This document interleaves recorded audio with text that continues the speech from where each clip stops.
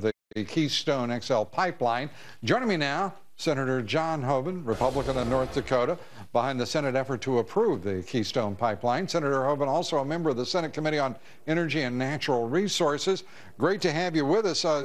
David Plouffe thinks that the president is by far the more interesting, intriguing candidate when it comes to energy policy after all he's done.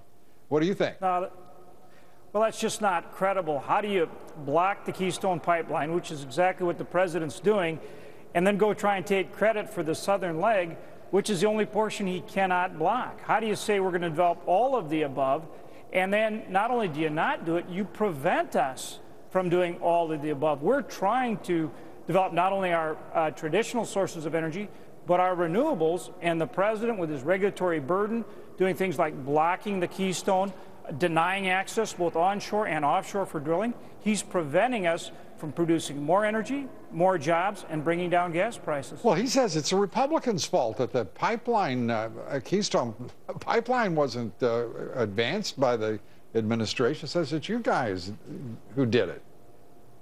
Not at all. We had a bipartisan bill that we've put forward. We have 11 Democrats that support it. We got 56 votes in the Senate, a clear majority. Actually have 58 because we were missing 2 members.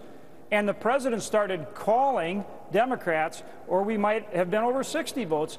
Then he goes out and has a press conference saying he's for the only portion of the Keystone that can go forward without his approval. Come on. It's just not, matter of fact, the word I use is it's bizarre. Well, I don't know how. Is it any more bizarre than the president in Cushing, Oklahoma, saying basically that drilling isn't going to be enough by itself to bring prices down, saying that he is expediting the southern leg of the XL pipeline from Cushing to the Gulf. That sounded so reasonable. You know, if we produce our oil and gas resources, if we work with Canada to produce theirs, we get our natural gas going, and do more with other forms of energy, we can produce as much as we can consume. And it's that effort that's going to bring down gasoline prices. We need to do it. The American people see through this, Lou. There's no question about it. And that's why the president's popularity is falling.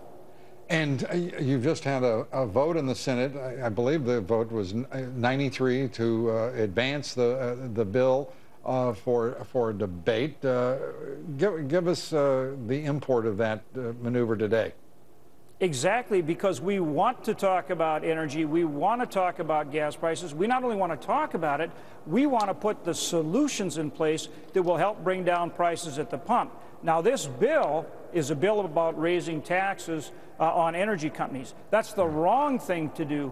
But by going to the bill and eliminating their so-called subsidies, I neglected to mention that part of it, eliminating what the Democrats call subsidies and what you Republicans call raising taxes. Well, look, you raise taxes, you get less energy, you get less gasoline at the pump, and it costs more. But what we want to do is talk about the real solutions, the things we've just gone through here in this discussion. So we don't support the underlying bill, and we won't, but let's get on to the things that can make a difference, like infrastructure, like access onshore and offshore, like streamlining the permitting process, reducing the regulatory burden. These are the things that will bring down the price of gasoline at the pump because of more supply, create jobs and more security for our country. Here's one thing I hope it does happen in that debate, which I know all of you are looking forward to. I hope you all will talk honestly about the fact that right now the oil industry is exporting gasoline right now and diesel, and that we have demand in this country is at a 15-year low with high supply.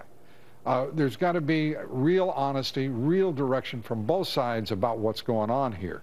And I hope that'll happen. And I know, Senator, that you'll be amongst the first to make sure that the record is clear and complete. Absolutely. Senator, we appreciate you being here. Look forward to talking to you over the course of the next few weeks as you all advance the interest of truth, justice, and the American way down there. Thanks so much.